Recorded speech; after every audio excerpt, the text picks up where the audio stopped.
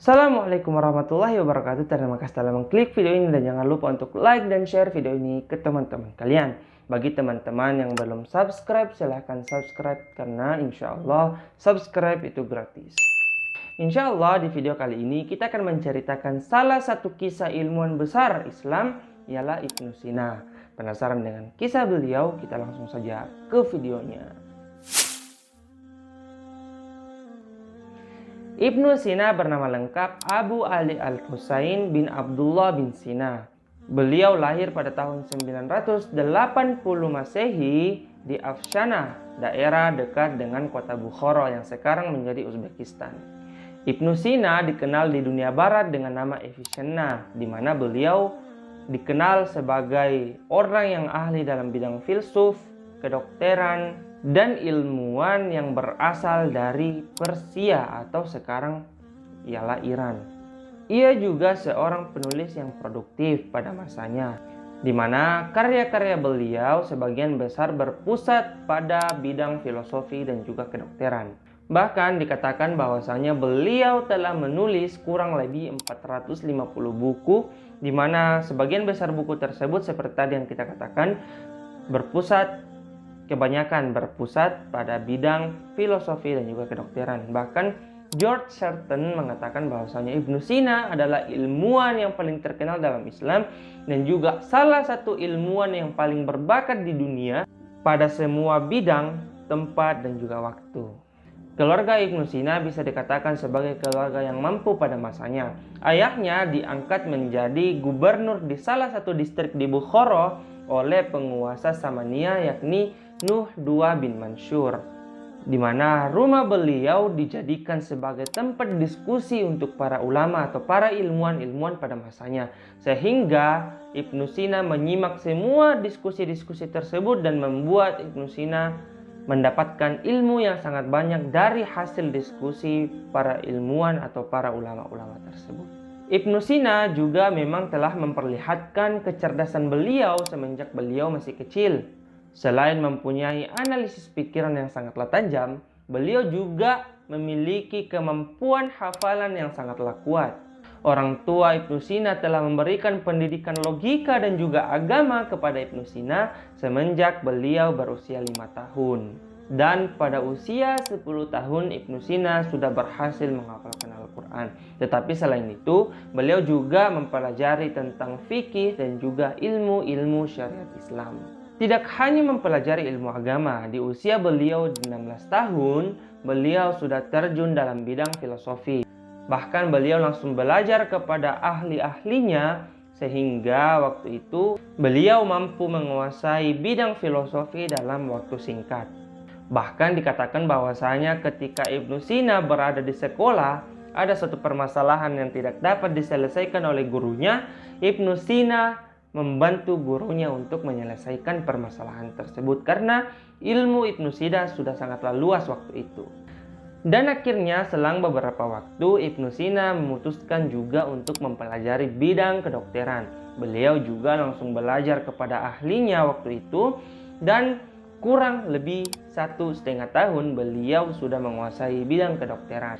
Tidak dapat dipungkiri bahwasanya Ibnu Sina adalah pribadi yang sangatlah bijaksana. Beliau tidak ingin menghabiskan usia mudanya untuk sesuatu yang sia-sia. Beliau habiskan waktunya untuk selalu belajar berbagai ilmu dan menguasai ilmu-ilmu tersebut. Tidak mengherankan di usia 16 tahun beliau sudah menjadi pusat perhatian untuk para dokter waktu itu.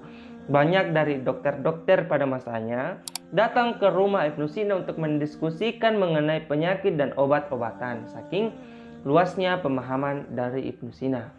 Ibnu Sina juga tidak pernah berhenti sampai akhir hayatnya untuk selalu membuat buku. Dia memang dikenal kuat memikul tanggung jawab ilmiah dan sering tidak tidur malam disebabkan karena sibuk untuk membaca dan membuat buku. Masya Allah. Selain itu, Ibnu Sina juga tidak pernah meminta upah sedikit pun kepada orang-orang yang berobat kepadanya, terutama fakir miskin. Karena waktu itu banyak dari fakir miskin yang selalu datang ke Ibnu Sina untuk meminta penyakit mereka diobati oleh Ibnu Sina. Dan bahkan Ibnu Sina lah yang memberikan sedekah kepada mereka. Jadi waktu itu banyak dari fakir miskin datang berobat kepada Ibnu Sina dan tidak membayar, dan bahkan merekalah yang mendapatkan sedekah dari Ibnu Sina. Jadi itu biografi singkat dari Ibnu Sina. Setelah ini kita akan membahas fakta-fakta mengenai Ibnu Sina.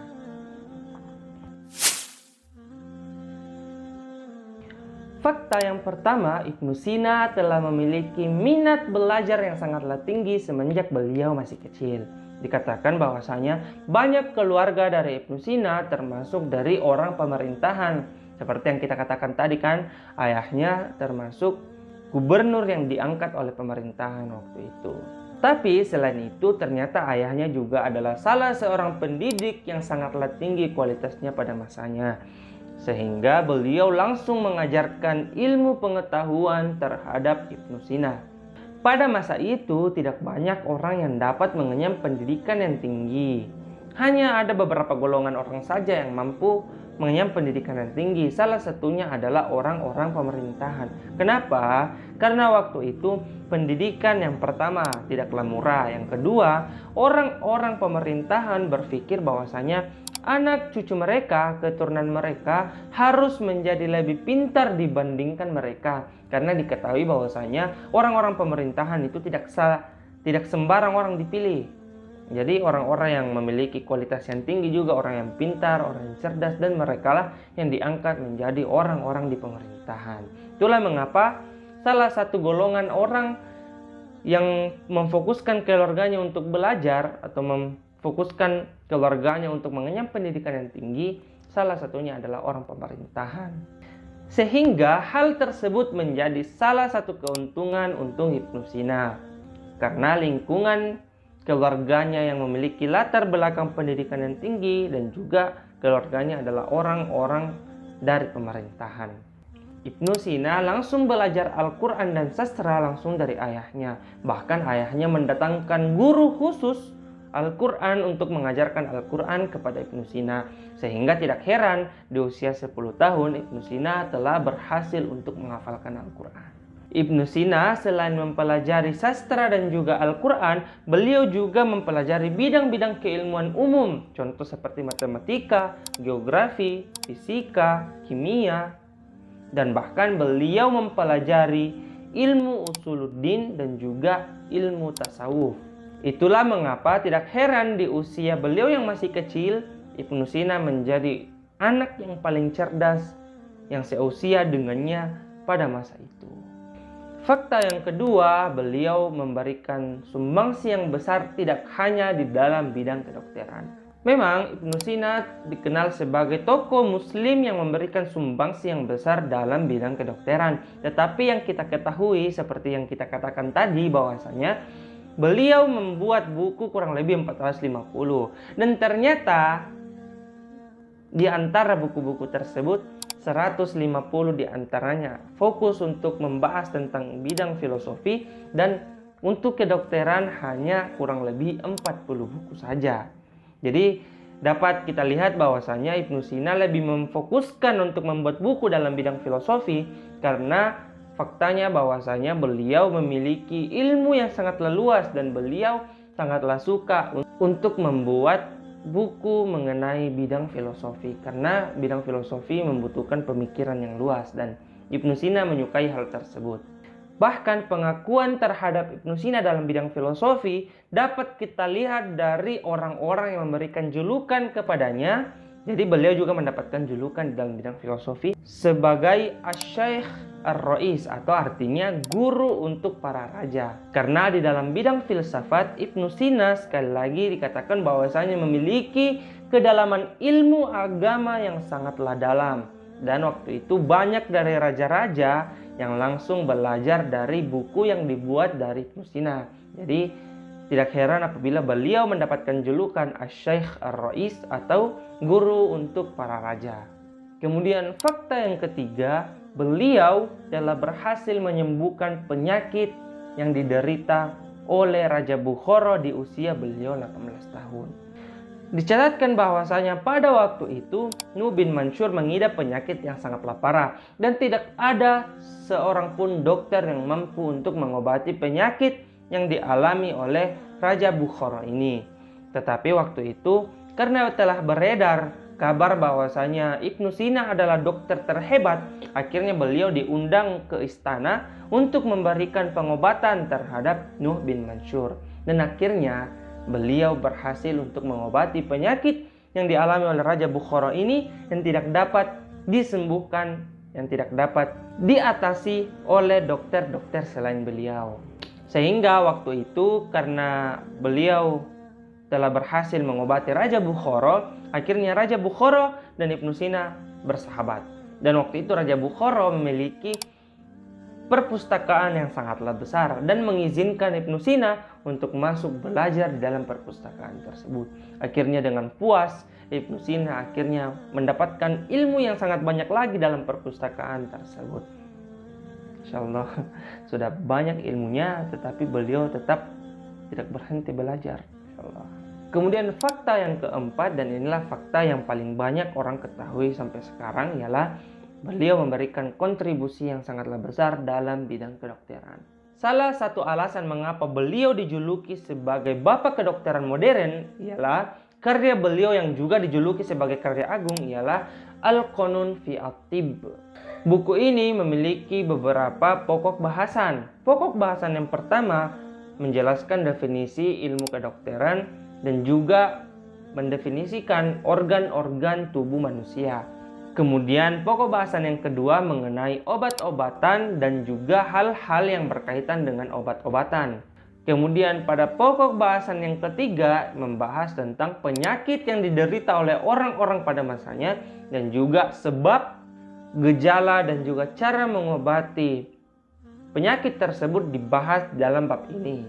Kemudian pada pokok bahasan keempat membahas tentang penyakit yang ternyata masih ada sampai sekarang ini. Kemudian pada pokok bahasan yang kelima membahas tentang obat-obatan dan juga cara meraciknya serta obat-obat ini cocoknya untuk penyakit apa. Sangat banyak hal apabila kita ingin menceritakan tentang fakta-fakta Ibnu Sina, tetapi yang kami sebutkan tadi merupakan gambaran besar mengapa beliau sangatlah dihormati oleh ilmuwan-ilmuwan pada masanya dan bahkan ilmuwan-ilmuwan yang hidup saat ini.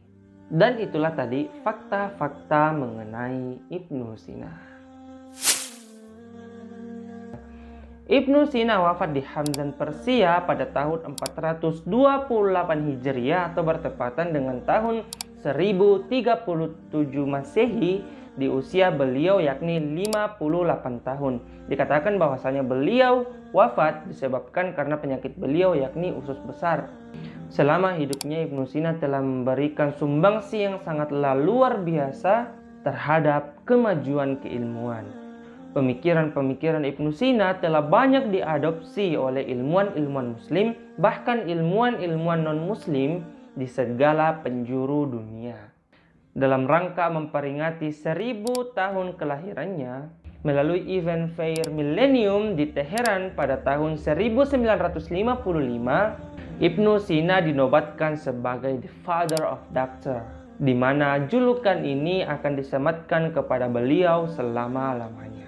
Semoga Ibnu Sina, para ilmuwan-ilmuwan muslim dan juga ulama-ulama yang telah mendahului kita dirahmati oleh Allah Subhanahu wa Ta'ala. Itulah tadi kisah dari Ibnu Sina, the Father of Doctor atau Bapak Kedokteran Modern. Semoga dengan kisah ini dapat menginspirasi kita dan juga dapat menambah wawasan keislaman kita. Terima kasih telah menonton video ini dan sampai jumpa di video selanjutnya. Assalamualaikum warahmatullahi wabarakatuh.